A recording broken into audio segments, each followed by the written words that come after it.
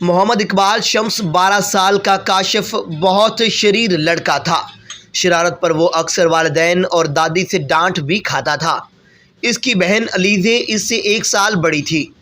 काशिफ की पुप्पी दूसरे शहर से अपने बच्चों शान और फ़ायदा के साथ इनके घर आई हुई थी। वो दोनों बहन भाई काशिफ और अलीज़े के हम उम्र थे। एक दिन बच्चों ने दादी से कहानी सुनाने की फरमाइश की तो वो राज़ी हो गईं।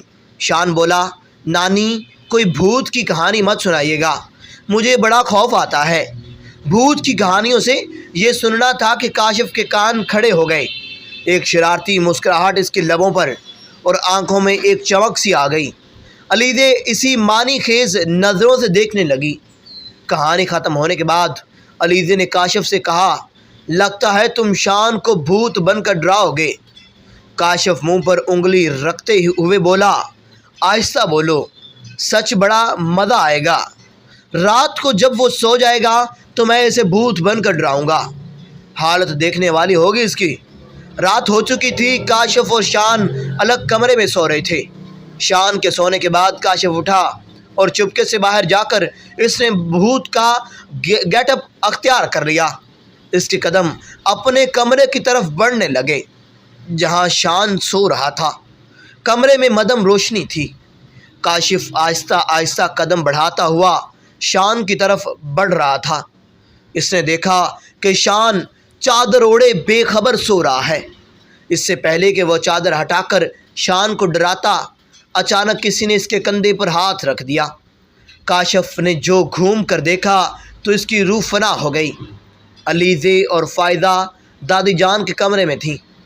अलीज़े जाग रही थी।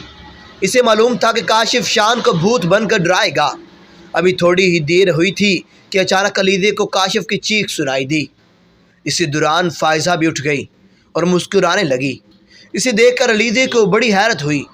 तुम क्यों मुस्कुरा रही हो? अलीज़े ने पूछा। फ़ायज़ा ने अलीज़े के कान में कुछ कहा जिसे सुनकर अलीज़े भी मुस्कुरा दी।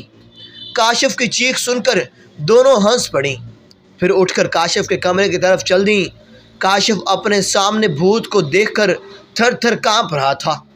अचानक कमरे की लाइट जली तो अलीज़े और फ़ायज़ा ने देखा कि खिड़की में से काले रंग की कोई चीज़ नीचे गिरी है। वो दोनों कमरे में पहुंची तो काशिफ के हाथ देखकर हंसने लगी। इन्हें हंसा देखकर काशिफ बोला, यहाँ मेरी जान पर बनी है और तुम हंस रही हो। फ़ायज़ा करीब आई और बोली, अरे वह भूत नहीं था, शान था। क्या शान? वो हैरत से बोला। अलीज़े ने बयान किया, हाँ मुझे फ़ायदा ने सब बता दिया। दरअसल जब तुम शान को डराने का मंसूबा बना रहे थे तो इन दोनों ने सुन लिया था और सोचा इससे पहले कि तुम शान को भूत बनकर डराओ, उल्टा शान भूत बनकर तुम्हें डरा देगा। लेकिन शान तो सो रहा है। इसने हैरत से कहा, अरे नहीं, ये तकिए इस तरीके से रखे हुए हैं कि जैसे कोई सो रहा हो। देखो तकिए हैं। ये कहकर फ़ायज़ा ने जैसे ही चादर हटाई वो चीख पड़ी। शान वहाँ गहरी नींद सो रहा था।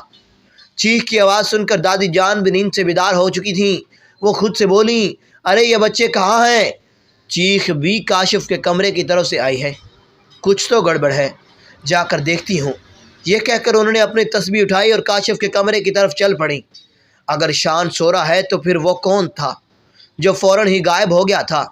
अलीज़े ने खौफज़दा होकर कहा। इसी दौरान शान भी आंखें मलता हुआ खड़ा हो गया और पूछा, ये काशिफ भूत क्यों बना हुआ है? फ़ायदा ने कहा, किस कदर बेखबर सोते हो भाई, इस कदर शोर में तो भी आंख नहीं खुली। शान ने कहा, अरे मुझे लगा कि ये शोर ख्वाब में हो रहा है। अब काशिफ की समझ में आया कि वो असली भूत ही था।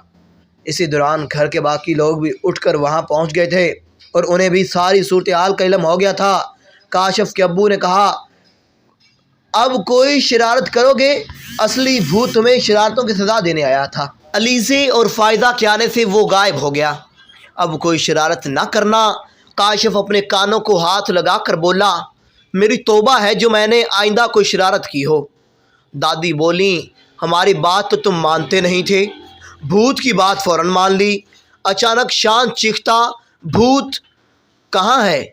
ये कहा कि काशिफ खौफ से कांपने लगा और इसे कांपता देखकर शान ज़ोर ज़ोर से हंसने लगा।